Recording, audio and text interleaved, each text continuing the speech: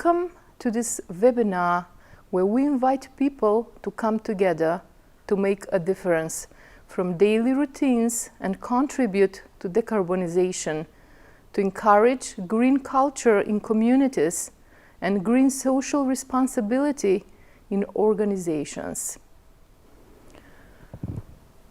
Imagine that only 1,000 years ago, for the same information that we will encourage today, exchange today through applications and the internet, it was necessary for all participants of the seminar to be physically present in the presentation hall. Digitization of communications contributes to the efficient use of resources and our personal time, contributes to decarbonization and supports the sustainable development of society and communities. Established ESG practices in organizations encourage green responsible behavior of management and employees during the work process and social responsibility in personal behavior in the community. Companies hire workers who come from the community. Companies take from the community and need to give back to the community to share their green practices and educate their employees who will transfer the skills and methods of practicing green social responsibility to their families, its environment, and its community. Is our productivity sufficient to achieve the Sustainable Development Goals? Or the rules should be upgraded and encourage greater responsibility and cooperation with the community. We will give space to the two valued guests from Alkalit AD, Mr. Tony Srbinovski, and from UREM alumni MK, Mr. Goran Nikolovsky, to present their knowledge about the procedures and the regulations for minimal and sustainable use of resources.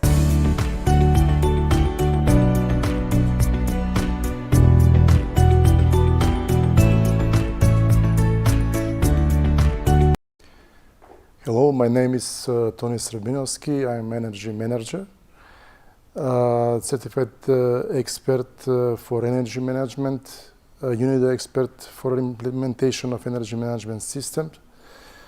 I will talk about the part of energy efficiency, energy management, ESG, and sustainability.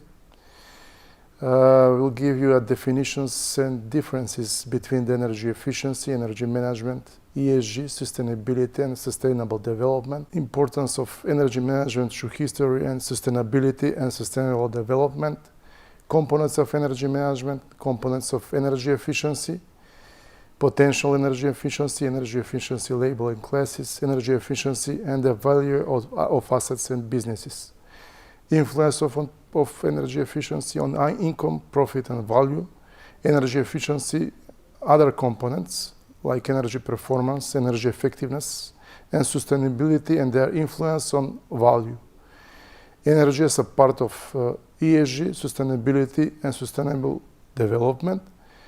Sustainable development regulative and standards in UN, sustainable developments and regulative and standards in EU, and national sustainability regulative and standards.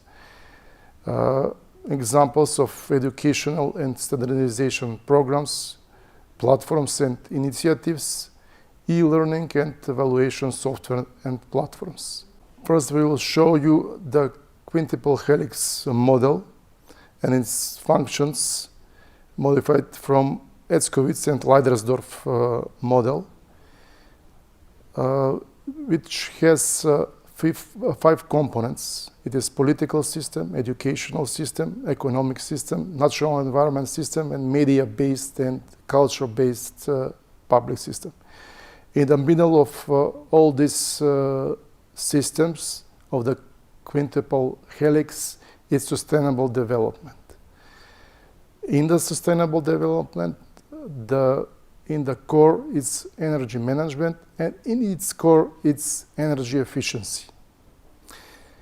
Why is this so important? Why is the energy management part of environmental of ESG very important? Is if we go back in history, the First World War and also the Second World War were wars for the resources, mainly energy resources like oil and coal. Also, we remember the crisis of 1970s, which occurred because of the wars in the Middle East, which bring very big problems in societies and in economy. About the educative programs for the sustainable development, there is GIZ, with formerly what was BMZ and BMV, Umweltunternehmensführung for company sustainability. Then EU for EG,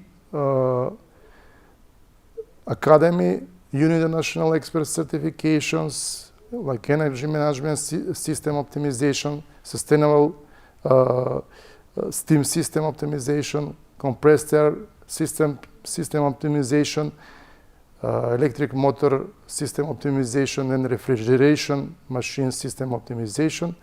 Then there is also the EUREM program for European energy managers, ECOEN certification program, and the newest is the Catalyst program, which will start from 2024.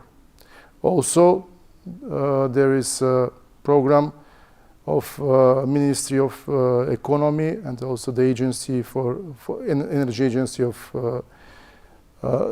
our country for energy controller certification.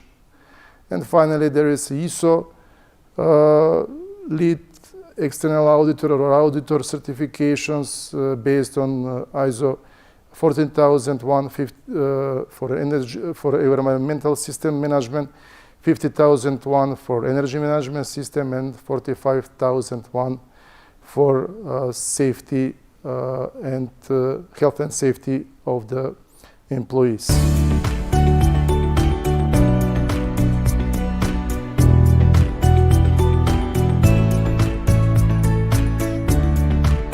Good afternoon to everybody. My name is Goran Nikolovsky. In the following minutes, I will try to present the novelties arising from the new, recently adopted CBM regulation concerning the carbon border adjustment mechanism for goods imported within the European Union coming from third parties. As you know, our country is contracting party of the Energy Community Secretariat, where it is obliged to transpose the European legislation in energy, the key, into national legislation. So far, we have adopted several strategic documents and strategies, as an energy law, energy efficiency law, energy development strategy till 2040, national energy and climate action plan.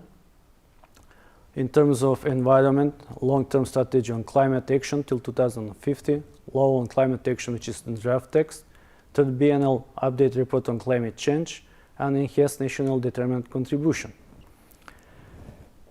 The Fit for 55 package aims to deliver the transformational change needed in a cost-efficient and competitive way while ensuring a just and fair transition, contribute to the European Green Deal objective of EU-wide climate neutrality by 2050, ensure that the transition is fair and leaves no one behind, policy mix between pricing measures, target standards and support measures. The aim of the CBM is to prevent carbon leakage to ensure effectiveness of EU climate policy, complements and reinforce the EU ETS, contributes to decarbonization globally and to reaching climate neutrality by 2050.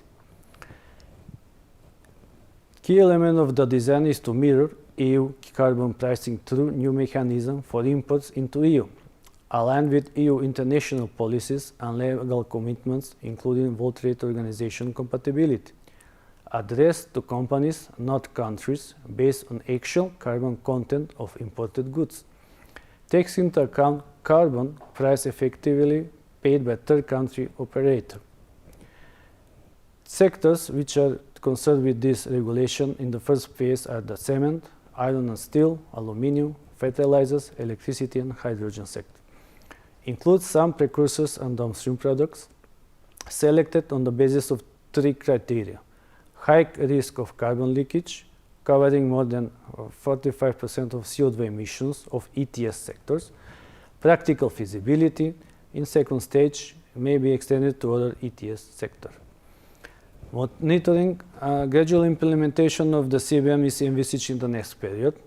First came the transitional phase, which has been started since 1st of October 2023 and it will last till December 2025, where we have monitoring and reporting implementing rules adopted by the CBM Committee of the EU member states.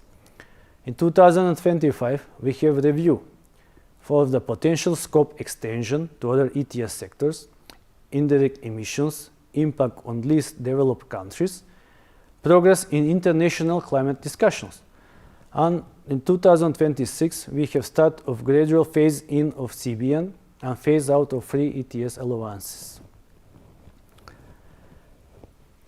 About the reporting obligation in each phase, in transitional phase, we have CBM report containing the following: total quantity of goods imported during the preceding quarter, total embedded direct and indirect emissions, the carbon price due in the country of origin for the embedded emissions, and this report to be submitted quarterly. In post-transitional phase, we have CBM declaration containing the following: total quantity of goods imported during the preceding calendar year, total embedded emissions in those goods, emissions to be verified by EU accredited verifier, total number of CBM certificates to be surrendered, the carbon price effectively paid in the country of origin for the embedded emissions. Declaration to be submitted each year. Emissions under CBM scope are direct emissions generated from the production of CBM goods at installation level, then indirect emissions of coming from input material under CBM scope, and also electricity consumed for the production of CBM goods. Raw materials are not in CBM scope.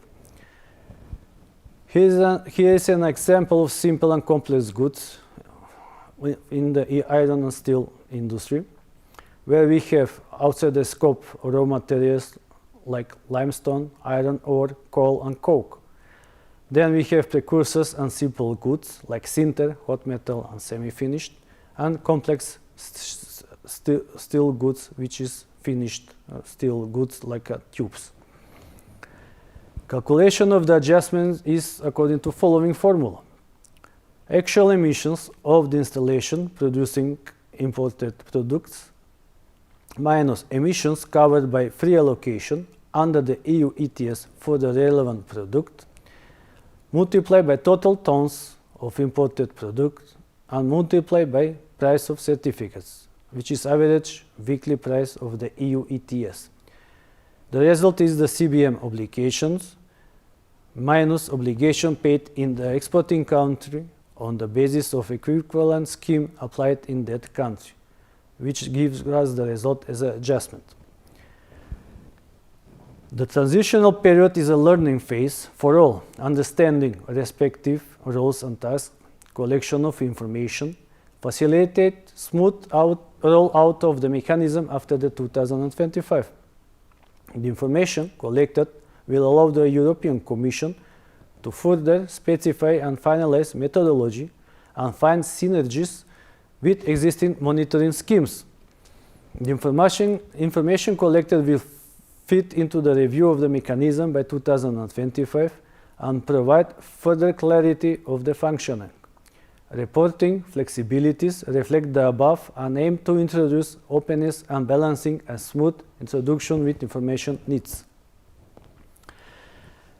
The scope of the ETS is based on installations carrying out activities leading to GHG emissions. The scope of the CBM is based on goods. Therefore, the CBM methodology will translate ETS methods for the calculation of emissions at installations level into methods for imported goods. This means setting rules to narrow the system boundaries from production sites down to the level of goods. But a key difference between CBM and ETS is the distinction simple and complex goods. The scope of the ETS is based on installations carrying out activities leading to GHG emissions. The scope of the CBM is based on goods. Therefore, the CBM methodology will translate ETS methods for the calculation of emissions at installations level into methods for imported goods. This means setting rules to narrow the system boundaries from production sites down to the level of goods. But a key difference between CBM and ETS is the distinction simple and complex goods. Steps to determine embedded emissions are the following. First step, define the installation boundaries, production processes, and production routes. Second step, perform monitoring direct emissions at installation level, originating from fuel combustion, monitoring flows of net measurable heat, monitoring electricity consumption, monitoring the consumption of precursors. Third step is attribute emissions to production processes, then to goods. Fourth step is for complex goods and embedded emissions of precursors. And the fifth step is monitoring and reporting of indirect emissions. Monitoring methods will be the following. Calculations-based methodology, which can be standard methodology based on predetermined emission factors that represent the average emissions per unit of input or output. The mass balance method, based on the idea that what comes into an installation cannot be more than what comes out.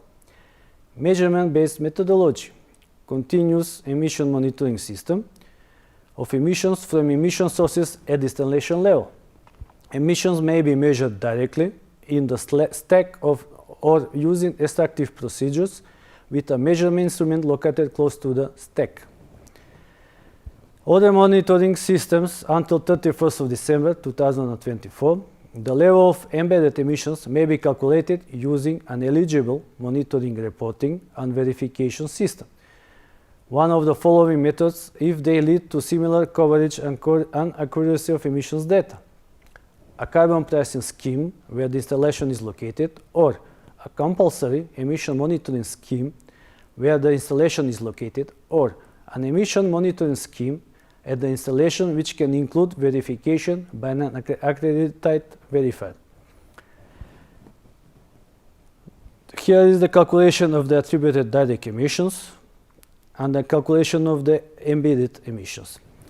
The most important, how to submit the report. Who is the responsible for the reporting? The reporting declarant. Same as the authorized CBM declarant, but not authorization needed yet. How can the reporting declarant submit a report? Gain access to the CBM transitional registry, request login via portal, fill out mandatory fields in the registry, indicate if reporting is by importer or on behalf of an importer. Submit the report no later than 1 month after the quarter. Is there flexibility for the submission? Yes. A report can be modified 2 months after the reported quarter. For the first 2 CBM reports, modification is accepted until July 2024. After the deadlines, possibility to request reopening for correction is existing. What to submit? Role of third country operations of installation. Monitor and collect data on embedded emissions. Possibility to use templates and guidance documents provided by the Commission. Communicate data to reporting declarants. Possibility to use templates provided by the Commission. Is verification needed? Not yet in this stage. What information is necessary to be communicated for the reporting? Information on the goods, quantity, type identified by CN code, country of origin. Info on the installation, company name, address, location, geocoordinates. Info on the production, routes, parameters. Then information about the emissions, specific, direct, and specific, indirect.